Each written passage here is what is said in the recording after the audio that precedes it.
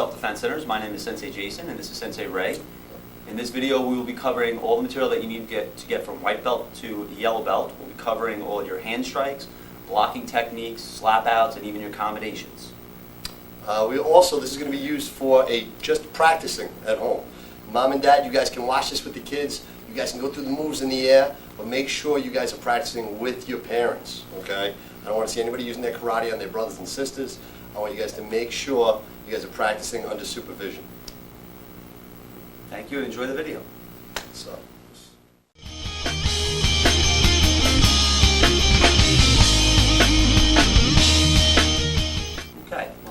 Thank you again for joining us. We're going to get started with our first piece of material, which actually is going to be our stances that you need for this rank to get from white belt to yellow belt. I have with me here Sensei Ray, and he's actually going to demonstrate our front position. Front position is actually extremely important. It doesn't seem like much when you first look at it, but let me tell you what it stands for. You'll see this left hand is covering his right hand, which signifies peace covering war. Okay, we always would rather walk away from a fight than actually be involved in one. But what it also tells the instructor is that he's actually ready to get started for class. He's ready, he's warmed up, he wants to show off his material. So front position is something that we actually are very serious about. And believe it or not, parents at home, I'd like you to try with your children at home as well, and just make sure they're following those directions. Now the second stance that we're actually going to get into is our horse stance. Sensei Ray, if you can get into a horse stance for me. Excellent. Now our horse stance, you'll notice, is we have about 50-50 weight on each leg. We're going to drop our weight down, kind of like we're sitting into a chair, and we're going to push our knees out to the side. Now, we're not going to learn to fight from this position, but again, it's going to help strengthen our legs a little bit. And again, it's telling the instructor that we're ready to continue to our next piece of material, and it just forms good posture and good listening skills. The third piece of material we're going to get to is, we're going to go back to the front position for 1 second, is one of our first commands, which is right foot out. When I say right foot out, you're going to see Sensei Ray step back out into his horse stance. In fact, why don't we do it slowly together, right? Ready? Right foot out. We step out with our right leg. We create an X block above our head, and then we're going to bring our hands right underneath our chin, back on guard. It's a command that we use that usually gets the class pumped up, gets them going. We get a loud ki. In fact, you know what, Sensei Ray? We let that ki out. We didn't do that ki. Let's try that again. Let's get back at the front position. And when I say right foot out, let's do it together, okay? Ready? Right foot out. Go. Ki! Perfect. And that gets the class unified together and working together. Okay? Our next stance is our half moon stance, also known as a fighting stance. And why don't we do that together, Sensei Ray? We're going to put our right leg back. And again, we have about 50-50 weight right from here. Both knees are bent. We don't want to stand up too tall. Hands are up on guard. Hands are underneath our chin. Most of our striking techniques we're going to take from this position, which is, like I said, our half moon stance, or also called our fighting stance. Now, what we like to learn at white belt is also how to move from this fighting stance. We're not always going to stand in one spot. So we learn how to half moon forward and half moon backwards. And the way we're going to do that, so we have good balance, is the hands stay up. We're going to take our right leg, step up to our left leg, and then step back out. We're going to create half of a circle, or half of a moon. Now, when we half moon backwards, we're going to do the same exact thing. We're going to take the forward leg, which is currently our right leg. We're going to step back and right back where we were. In fact, I like to use Sensei Ray's analogy of this. It's kind of like drawing a line. All right, so we're going to draw a line with our right leg, making half a circle with a pencil, and then if we're going backwards, we're going to erase that pencil. We're going to erase that line. So we half move back. Perfect. Let's get back in the front position. Excellent. So this is our front position. He goes into right foot out. Go. Excellent. He's in a perfect horse stance right from here. Now we're going to step back to our fighting stance, or half moon stance, please. Excellent, very good. Our last stance that we need to cover for our white belt video is our snake fighting stance, also known as our ground fighting stance. Sensei Ray, if you could please drop down to a ground fighting stance for me, please. Perfect. A ground fighting stance is going to cover any attacks coming from up top, dropping down. You'll notice Sensei Ray has his bottom leg tucked in to make sure no one can grab it or pull it out. His top leg's coiled in, just like a snake, so he can strike back out. His other hand is on guard, his top hand is on guard, and his left arm, he does actually have up on his forearm. That'll create a little bit of space right now in case he needs to escape, which we'll actually be getting into some of our other videos, how you need to escape from certain stances. Okay, perfect. And if we were to switch to the other side of our snake fighting stance, perfect. And this is exactly how it would look on the other side. Perfect. Let's come on back up. Front position. Excellent. Sensei Ray, thank you very much. Excellent.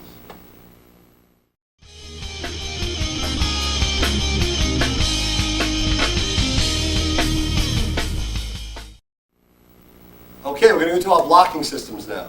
we have 2 blocks. We have our X block, and then we have actually 8 more blocks, our 8-point blocking system. We're going to start with our X block first. Now, you guys are familiar with the X block because that's in right foot out at elbows. So, Tom, let's see right foot out at elbows. Tom is going to step into his horse stance. He's going to do a nice strong X block over his head. Okay, now let's see that X block again. Now, when Tom does his X block, he's not going to hold his hands too low, and he's not going to hold them too close to his head. And he's not going to drop them in front of his eyes, okay? If they're in front of his eyes or in front, right on top of his head, if I hit him, they're going to hit into his head, and 2, he won't be able to see if they're right in front of his eyes. So we want them just right in the middle, a little bit away from the head, and he's going to turn his fists up. So now, as my hand comes down, he's almost catching my hand. And if he wanted to, trap my hand, Tom. He can pull my hand, pull it off to the side, throw me off, have some fun. Okay? And now that is our X block, protecting our head. Hands on guard. Now, right from here, we're going to go into our 8-point blocking system. Now, our 8-point blocking covers our whole body. It covers our body, our face, our head, and our legs. And we're going to start with block number 1. Now, I'm going to have Thomas do. Thomas is going to do all of his blocks lefty. So he's going to do them opposite towards the camera.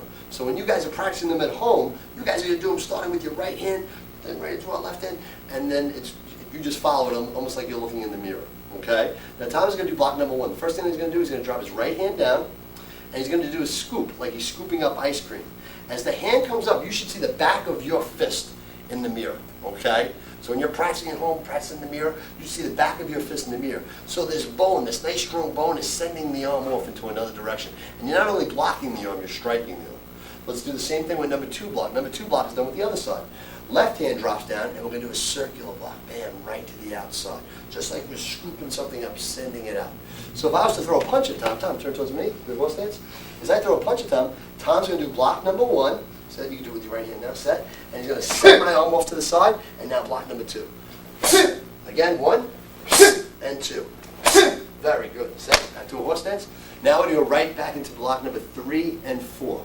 Tom's going to pick his hand up like he's on the telephone.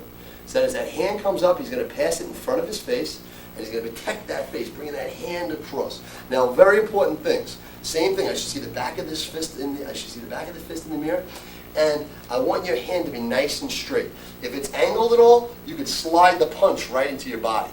Okay. Also, if it's turned, it's not going to be that bone hitting the arm. It's going to be this muscle right here, and that's not going to do as much damage as I want. So I want that turn nice and strong, so when he sends my arm away, he's striking it, okay? So that's our block number 3, and then with the other side, block number 4. Hand comes up, and he's going to bring it in nice and straight. Key thing is, if you want to, pretend you have a pen in your hand. Bring it to your ear and draw a straight line right across your eyebrows. That's how you know that your arm is going to be nice and straight as you do in that block. So bring that hand up and bring it right across nice and straight. So now if I punch Thomas, Thomas is going to protect his face. So let's see, block number 3 and block number 4. 3 and 4. Very good. Back to a horse stance. Now I'm going to go with number 5 and 6. Now 5 and 6 protect the top of our head. These are completely opposite. We shouldn't see the back of our heads. We should now see our fingers. Let's see block number 5. Set. Now as that hand comes up, this is the only block that we turn our muscle up to the block, okay? Because this one's not a deflecting block. This one's an absorbing block. So if I was coming down on his arm, maybe if I had a stick in my hand, or if I had a pipe, or even just my bone, I'm not going to shatter his bone. His muscle's going to take it. Yeah, it's going to hurt if I have a pipe or something, but I'm not going to break his arm. That muscle's going to absorb the shot. And now the same thing with number 6. Now the hand's going to come up nice and strong. Set. So if I'm attacking Tom nice and strong, he's going to see block number 5 and 6. 5 and 6. Good. Excellent. Good. Last 2 blocks, 7 and 8. 7 and 8 are designed to protect our legs, okay, or our groin area. Number 7 block comes up across our body, almost like we're grabbing a seatbelt across your body. Okay, bring that number 7 block up, bring that hand nice and high, and now it's going to drop and protect everything below, and send it off to the side. So let's bring that hand right back up again, and we're going to bring it right down. It's almost like we're clicking that seatbelt in the car. We're reaching up for our seatbelt, and then we bring it down and we're clicking it in. Let's try it with our other side now. Reach up with that hand and click it in. Very good. So anything that comes into our center, we're just going to deflect out to the side. And this one, yep, we're using that deflect. We should see the back of our fist. So we're sending it off. So that put a little pain into that block as you send that hand off. So Tom faces me. If I throw a kick at him, he's going to do block number 7 and block number 8. Block number 7 and block number 8. Very good. Set. Now Tom's just going to pump out all of his 8-point blocks for us. Ready? Right foot out at elbows. Set. There was our X block, and now let's see 8-point blocking. Let's see block number 1, 2, 3, 4, 5, 6, 7, 8. Moms and dads, for drills that you guys can do at home, is you can grab a blocker, or you can grab a pillow. You can grab something, maybe soft, or even dad, you can go nice and slow with the punches, and you can just practice our blocks nice and slow. We're going to aim for the body on our first two. So block number 1, block number 2, block number 3, 4, 5, 6, 7, 8. And if I speed it up a little bit, set. Let's do it one more time. Number 1, ready? 1, 2, 3, 4, 5, 6, 7. Very good. No position.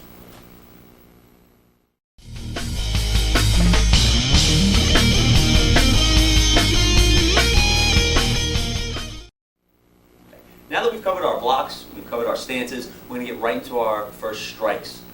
Sensei Brad, actually, could you get into a fighting stance for me, please? Excellent. The first strike we're going to start with is a jab, also known as a front two-knuckle punch. And for those parents that have done any training before, you might also have heard the terminology of reverse punch. We're going to be starting with the left hand. Left hand is going to extend straight out. Let's just start with that first. Perfect. When Sensei Brad extends his arm, he's going to be aiming with the front two knuckles right here. He's going to make sure his elbow is not locked out. He's going to have a slight bend in there so he doesn't hurt his elbow. And now he's going to bring it right back on guard, right back to his position to protect himself.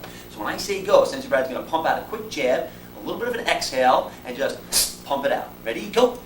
Excellent. You'll notice he's also turning his shoulders so he gets good extension on that punch. Now the same punch goes with the right hand. Now the terminology for that is sometimes called a cross, a front two-knuckle punch, or also a reverse punch.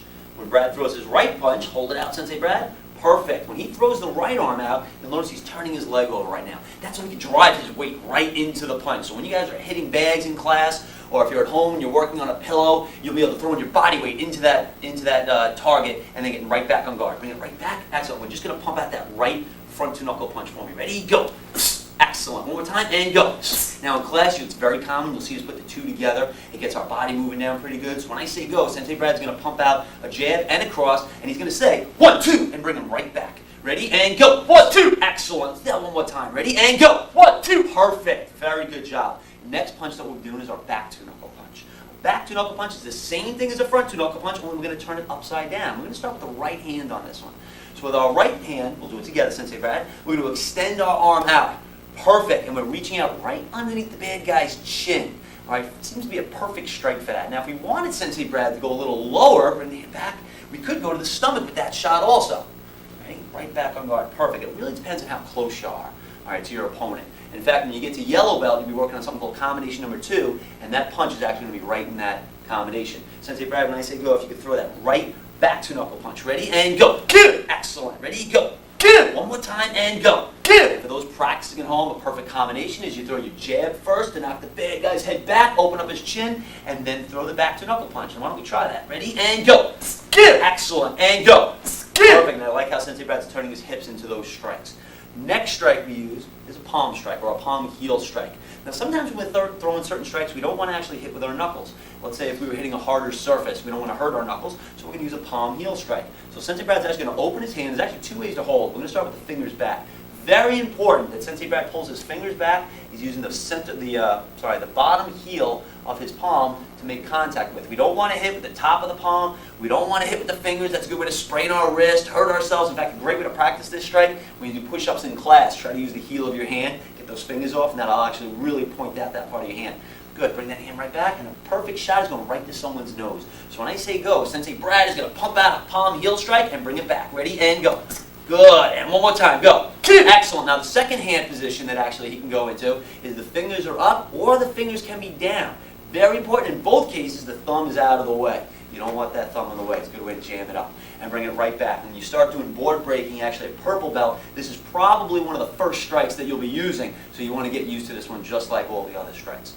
Okay, our next strike right from here, we're going to get to a horse stance for us. So please get to a horse stance. Excellent. We're doing a side elbow strike. This happens to actually be another strike that we do in combination number 2. If someone's very close, maybe someone's grabbing you to in a headlock position, we're going to take the right arm, we're going to reach right across the body, and Sensei Brad's going to shift his weight and pump out the side of his elbow right into the target. So if I were right here, Sensei Brad reaches, he's going to come right across, bam, and it's going right to my solar plex area, knocking a lot of air out of me. And if we could just turn and face the camera for a second, Sensei Brad. I want you to throw that shot again for me. Perfect. And actually the point of contact is right up in here. Okay, you want to watch the actual bone. You want to hit the little back of the elbow and drive right through. Perfect. Throw one more for me. Ready? And go. Perfect. Very good. Let's get in the front position. Excellent job.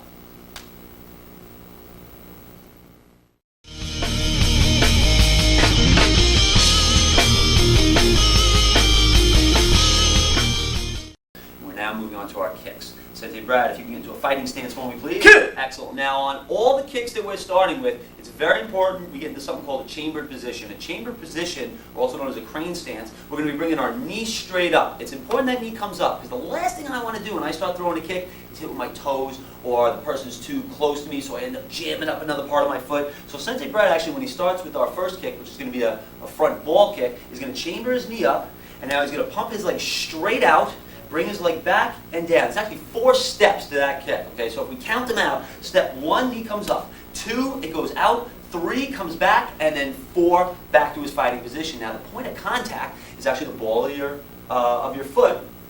There's the name, front ball kick. Okay, so Sensei Brad, I'm just going to actually hold you up for a sec. Extend that kick toward me. Excellent. And you'll see his foot's nice and flat. Nice straight line connecting right to my solar plex area. Thank you. And right back. Perfect. So when I say go, I want you to pump out a front ball kick. About to the stomach area. Ready? And go. Good. One more time. Ready? And go. Excellent. And actually, when we get to our combinations later on in this video, combination number 6 is going to have this exact kick right in it. In fact, you know what? Why don't we show you guys how it looks on a bag? Okay, Sensei Brad, if you could turn and face me and get a fighting stance for me, please. And I want you to aim for the center of that bag. When I say go, you're going to pump out that kick. Ready? And go. Excellent. One more time. And go. And you'll notice he's exhaling or ki-ing every time he throws that strike, and he's landing right back into his fighting stance. Perfect. Let's turn and face this direction. And we're going to get back to our fighting stance. Kick! Perfect. The second kick we want to learn is our front snap kick. Front snap kick starts out the same way. We get to our chambered position, toes are pointed down, and we need kicking up. Perfect. Right back and down. So our target right now is actually aiming for our opponent's groin right now. All right, so you want to hit with the instep of your foot. If you're wearing shoes, picture where your shoelaces are right now. So when I say go, Sensei Brad, still going to follow through those 4 steps of kicking, bring the knee up, out, back, and down, and he's still going to exhale. Ready? And go. Kick! Excellent. One more time. Ready? And go. Kick! Very nice. Okay, let's try that on the bag. Sensei Brad, turning to face me. Hands are up. I'm going to hold the bag down now. Watch your toes. Make sure the toes are down so you don't jam them. Ready? And go. Excellent. One more time. And go. Beautiful. Let's turn and face the other direction. Great way to practice this at home, actually, is also, believe it or not, standing close to a wall. So when you throw your kick, your knee's not coming out. Everything's a nice straight line right from there. Our last kick that we're going to be covering is a side thrust kick, also known as our side kick. What Sensei Brad's going to do this time, this one's a little tricky. On his bottom foot, his left foot right now, he's going to do something called a pivot. His pivot means his foot is going to turn to a minimum of this angle right from here, so my heel and toes are away from me. A maximum, his heel facing the target. So when he picks up that leg, he's going to pivot that foot and chamber his knee. So you'll notice the side of his body is now facing you. He's now going to turn and throw the heel of his foot out to the target, then bring it back and back down. Excellent, right from now. Perfect target areas right now are to the knee, person's rib. And again, when we actually get to our combinations on this video, combination number 7 is going to be throwing this kick. A couple of little things in there, but that's the actual kick we'll be throwing.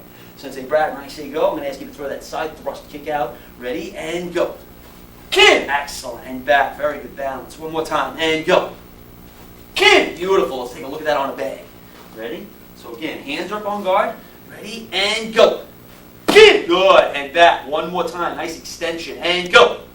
Kick! Nice. Very good job. Let's get back to the front position, Sensei Brad. Excellent. Let's bow.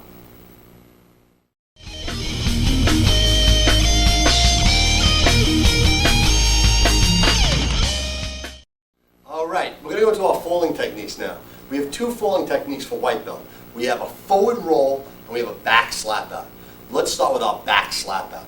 Now our back slap out is if we feel ourselves falling down, we're going to fall back. Could be a bad guy pushes us. It might even be if somebody if I'm tripping while I'm walking down the street and I don't want to fall down and hit my head, or slam my back too hard, or hit my elbow. So what I want to do is I want to absorb the floor, okay?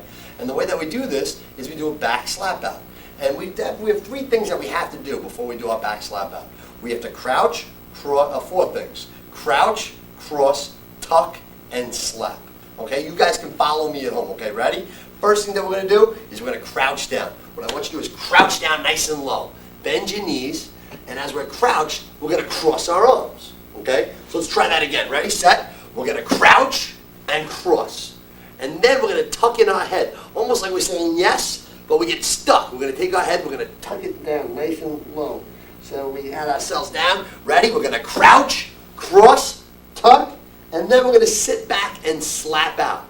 Now the way that we slap out is with our head tucked in, we're going to grab the floor with our butts. We're going to bend down all the way back, and we're going to touch our butt to the floor, and then roll out and slap out. And as I hit that ground, I want to hear a nice loud ki. Now a way that you can practice that slap is doing one of my favorite exercises, is a slap out sit up. Just sit up, bend those knees, put your heels on the floor, cross your hands in front, and tuck your head in. As you sit back, you give a nice loud ki. Or you can even count out a number. You can say 1, and then sit up nice and strong. And if you could do 5, that would be great. 2, and then sit up. And that's our slap out sit up. So if we combine that with our slap out, we've got a great back slap out. So right from here, let's start it again. We're going to crouch, cross, tuck, sit back and slap out and say ki, nice loud. Ki. And notice my head didn't touch the floor. My arms absorbed all my energy, and whew, I didn't get the wind knocked out of me. That's why we let that nice loud ki out. Now right from here, we can go into our snake stance to stand up. We can put our elbow in nice and tight, pull our hands up, we can throw a kick, and then we can stand up right from our snake stance and move back. Okay, and now that's our back slap out. So do it nice and fast. I feel myself falling, whoa, ki, and I slap out. Okay, now we're going to go to our forward roll. Now a forward roll is if I feel myself falling forward. As we get to yellow belt and orange belt, you're going to learn different slap outs. Okay, but right now we're going to learn our first roll. And when we do a forward roll, we have the same concept. When I feel myself falling forward, either somebody can push me, or I feel myself I fall, I don't want to hit my head to the floor. So what I'm going to do is I'm going to tuck my head in as I go forward. I'm going to take a step forward with my right foot. I'm going to tuck my head in, and I'm going to put my right hand over my head. And I'm going to let my right hand touch first. And I don't want to go over on my back. I want to go over on my shoulder. So all I'm going to do is I'm going to step forward with the right foot. I'm going to touch my right hand to the floor, and I'm just going to roll right over on my shoulder and make myself into a ball. And then I can come right up to my fighting stance. Okay? So if somebody pushes me from behind, I'm going to step forward. I'm going to get nice and low. Use my legs. Those are going to push me off. I'm going to reach for the floor with my right hand. I'm going to tuck in my head, and I'm going to roll over. Make sure you breathe out as I roll over. And I'm going to come up with my hands up on guard. Those are our 2 falls for our white belt.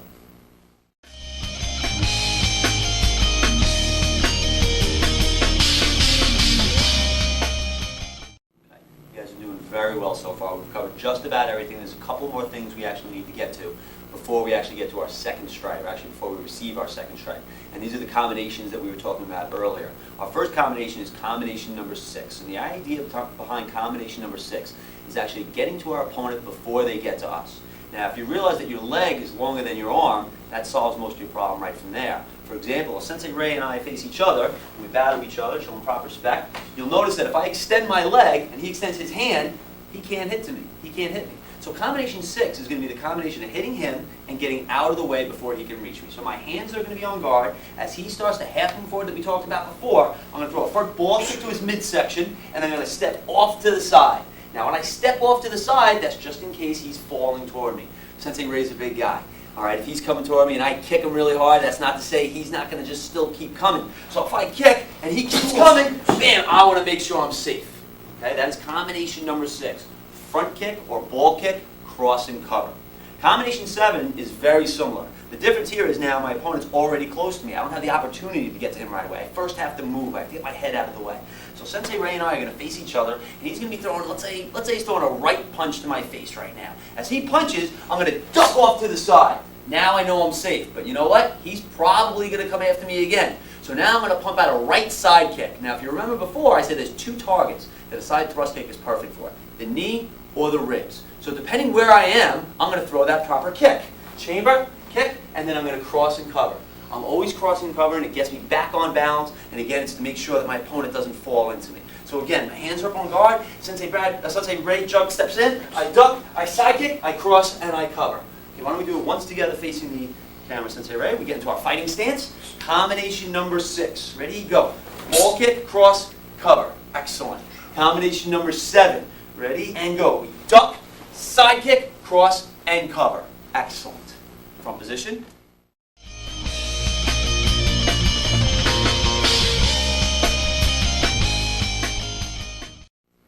All right, now, our last thing that we need for our second strike is we need our jiu-jitsu techniques. Now, there's no set jiu-jitsu technique. What you should know is you should just know how to escape from any kind of a wrist grab jiu-jitsu. Now, the word jiu-jitsu means the gentle art. It means I could probably pretty much perform a jiu-jitsu without actually hurting you. If Sensei Jason was to grab my arm, I don't have to kick him or hit him to escape, but just by the way I move my body, I can knock his hand off without hurting him. That's where it got its name, the gentle art. The word, a good way to remember jiu-jitsu and a good concept that we have is jiu-jitsu is 3 syllables. Jiu-jitsu. Okay, what we like to think is hit, escape, hit again. If you keep those 3 concepts, then you can pretty much get out of anything. But just as a couple of basic ones that we have for white belt, we have our double wrist grip. If Sensei Jason grabs my wrist, I always want to break out towards the thumbs. I never want to break out towards the fingers. If I try to break out towards the fingers, it's stronger. So I always want to bring my hands up towards his thumb. That's when my breakout will be much better. 1 thumb is much weaker than 5 fingers. So right from here, what's my concept? Hit, escape, hit again. So nice snap kick to the groin to loosen him up. Bring the hand back on guard, and then maybe driving a front ball kick into his body. So if Sensei Jason grabs me, I can snap kick, escape, ball kick right through. Okay? Another double wrist grab jiu-jitsu, just as an idea, you guys can practice these at home, is watch this. If Sensei Jason grabs me, I can do my strike, maybe a headbutt, okay, to loosen him up, to get his mind off of my wrists. And I can do any one of my blocks. Look at this. I can do a number 1 block to knock his hand off. I can do a number 3 or 4 block to knock his hand off. I can do a 5 and 6 to knock his hand off. I can even do 7 and 8 to knock the hand off. And then throwing another strike again. So you can practice that with mom and dad at home. Okay? One last jiu-jitsu, one last grab that we do is also a single wrist grab jiu-jitsu. If Sensei Jason grabs my wrist and we call these, like he's pulling me through, oh man, I'm in big trouble. What am I going to do? Of course, what's the first thing I do? Strike. I throw a side kick up to his body. Right from here, I'm just going to do a number 1 block. I'm going to bring my right hand up, and I'm going to circle around and grab his wrist. As I do this, I'm going to just go right into one of my arm balls. I'm going to pull him back, and I'm going to press down on his arm. And then I can throw another strike at the end. Okay? If he grabs my wrist, or I just keep it nice and simple, I can kick, break out towards the thumb, and then strike again. Okay. Thank you, Sensei. That was our white belt material. Now remember, also with our hand strikes and our combinations and our falls, you also have to know one of our 5 rules, and that rule is respect. Treating other people the way you want to be treated. So little guys, if you want people to be nice to you, then you have to be nice to them. I look forward to seeing you on your yellow belt test.